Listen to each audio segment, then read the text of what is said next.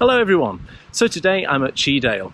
I'm going to be following the Monsal Trail. Now the Monsal Trail is actually a disused railway and it runs from around Buxton Way down to Bakewell. I'll do this in 3 parts, so future videos keep an eye out for, because I'll go and do some more of it on those videos. Today I'm at Chee Dale and I'm going to be running along the trail and down through the Chee Dale Gorge as well. So join me for this video along the Monsal Trail in Chee Dale.